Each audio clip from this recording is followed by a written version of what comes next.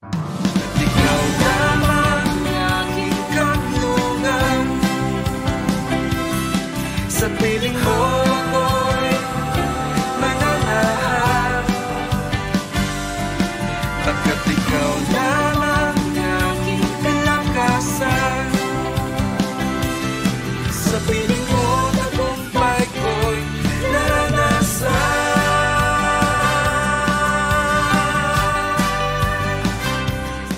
Maraming salamat po muli sa ating Panginoon sa panibagong araw na naman ay pinagkaloob sa atin.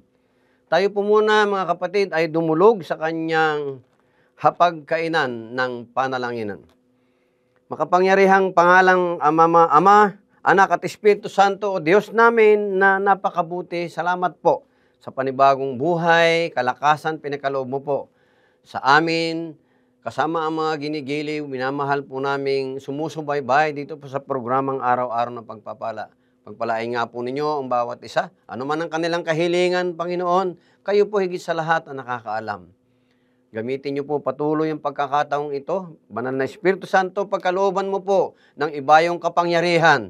Ang iyong salita na mga bahagi ay magkaroon ng ibayong kapangyarihan sa buhay, sa isip, sa puso, at kaluluwa, espiritu, katawan ng aming mga minamahal na taga-subaybay. Kayo pong patuloy na maluwalhati sa pagpapatuloy ng pagbabahagi ng salita.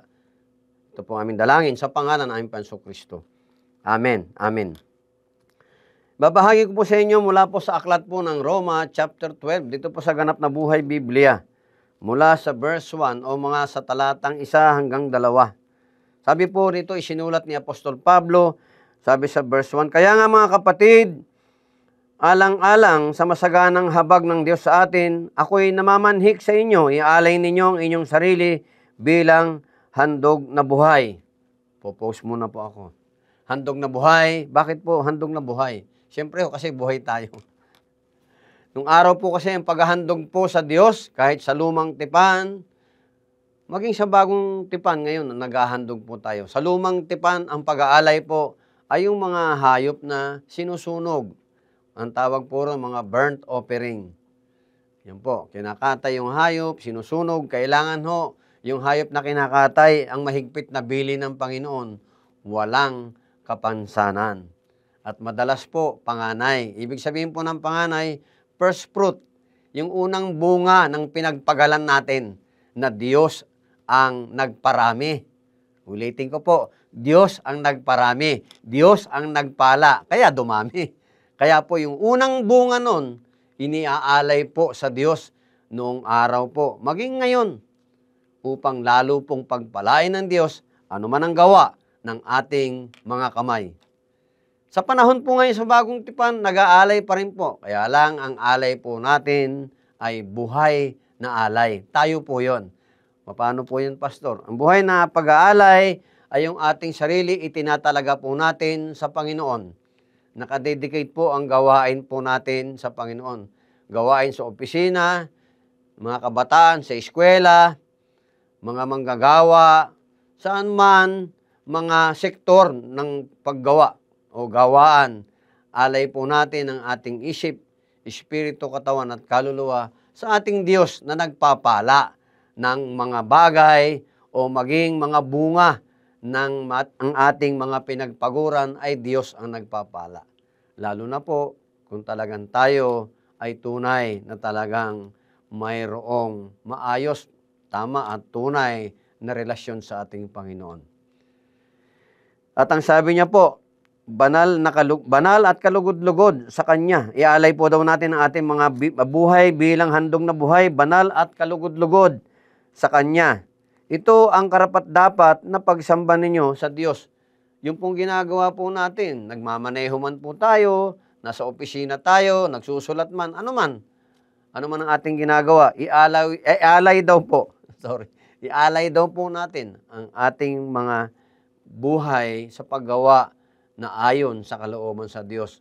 At ano po yung sabi ng Diyos sa verse 2? Huwag kayong umayon sa takbo ng mundong ito. Mag-iba na kayo at magbago ng isip upang mabatid ninyo ang kalooban ng Diyos, kung ano ang mabuti nakalulugod sa Kanya at talagang ganap. Ano po ba yung talagang nakalulugod sa Diyos? Siyempre po, yung mga paggawa natin ng mabubuti. Ano pa yung mga bagay na mabubuti? Sa mga kabataan po, lalo na po sa mga nag-aaral, mag-aral po tayong mabuti. Ano?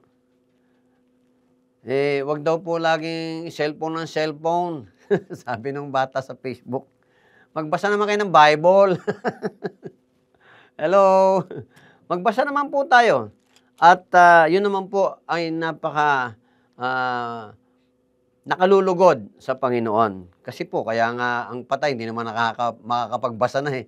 Kaya nga pag-aalay natin sarili bilang buhay na handog, well, of course, ang hirap po, pag nagbabasa ka, di ba? Merong inaantok, nahihirapan. Pero pag ito'y buhay na handog, tunay na ating ipinagkakalob sa Diyos ang ating puso sa mga panahon na yun, mag-alay po tayo, maglaan po tayo ng panahon sa Diyos. O yung mga devotional po natin, kumusta na po ba? Baka tayo medyo nanlalamig na. Kumusta na po ba yung first love natin? Na? Manumbalik po tayong muli sa Panginoon. Tayo'y humingi ng kapatawaran sa ating mga pagkukulang, no? Upang i-restore tayo ng Panginoon. Pag ni-restore tayo, ay pinatawad na tayo sa ating kasalanan, tayo ay manunumbalik muli ang ating alab ng pagmamahal sa Diyos dahil muli niya tayong pagpapalain. Siyempre, pag pinagpala po tayo, yung binibigay niya po sa ating komisyon, nagtatawag, no? Yung mission po, na ano po ba yung pinagagawa sa atin ng Panginoon? Pagbabahagi ng Kanyang salita. Bilang buhay na handog, mga kapitbahay natin, mga kaibigan natin na wala pa sa Panginoon, anyayahan po natin, imbitahan natin. Lalo na po sa mga panahon na to na lalapit na ho ang pagbabalik ng Panginoon. Dahil ang Kanyang palatandaan o panahon at oras, hindi ho yung literal na oras.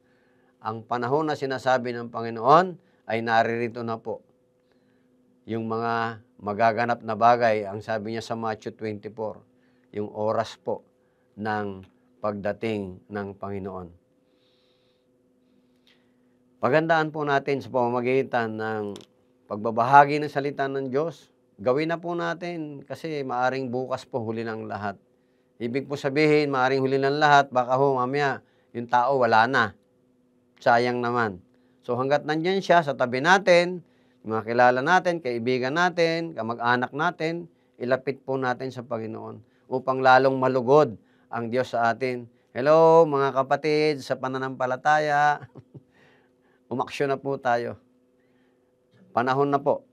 Tayo naman po ay makapagbigay lugod sa ating Panginoon. Hindi po laging tayo naman ang nalulugod lang sa mga bigay ng Diyos. Amen po ba? Amen. Kaya po, ialay natin ating sarili sa paglilingkod ng maayos. Mag-share tayo ng Word of God.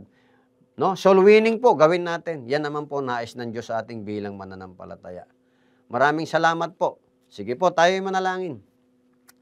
Sa pangalan naman ng Anak at ng Banal na Espiritu Santo, muli, O Diyos na napakabuti, kami nagpapasalamat. Muli sa tinunghayan po namin yung salita dito po sa aklat po ng Roma, mula sa sa kabanatang 12, talatang 1 hanggang 2, na pag-aalay ng aming mga sarili sa iyo, Panginoon, bilang buhay na handog. Buhay na kung saan alay po namin ang aming mga panahon, lalo't kung kami po ay wala naman pong ginagawa, kundi tapos na ang aming hanap buhay bilang ipinagkaloob mo sa aming gawain na bilang isang pagpapala na pinansyal sa aming mga pamilya.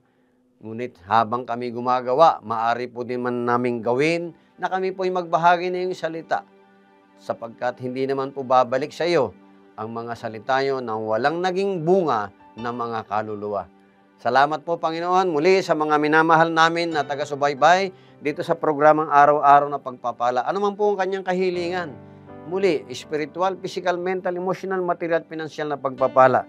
Sinabi mo, Panginoon, kapag kayo ang inuna, lahat ng kailangan namin, ipagkakaloob niyo po sa amin. Salamat po, napakabuting Diyos. Kami man po ay magbago, kayo ay hindi nagbabago sa amin. Palagi kayong tapat.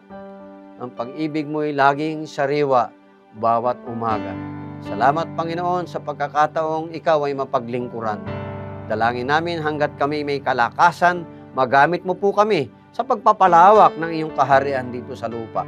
At bawat katagumpayan, Panginoon, kami po'y magbabalik ng ibayo at buong pusong pasasalamat sa iyo, iisang Diyos, sa tatlong persona, Ama, Anak, Espiritu Santo, na siya nagmamahal sa amin ng kahit kailan hindi nagkulang.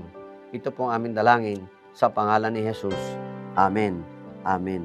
Amen. Salamat po. Patuloy po tayong sumubaybay, lalo po sa mga panahon ngayon. Ito na po yung talagang panahon.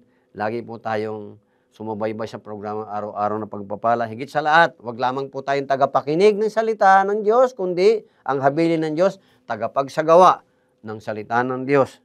Ano po ang equals nito?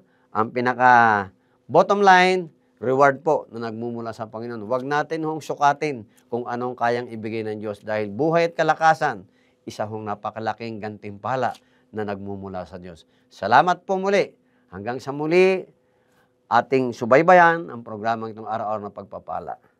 Maraming salamat po. Bye-bye!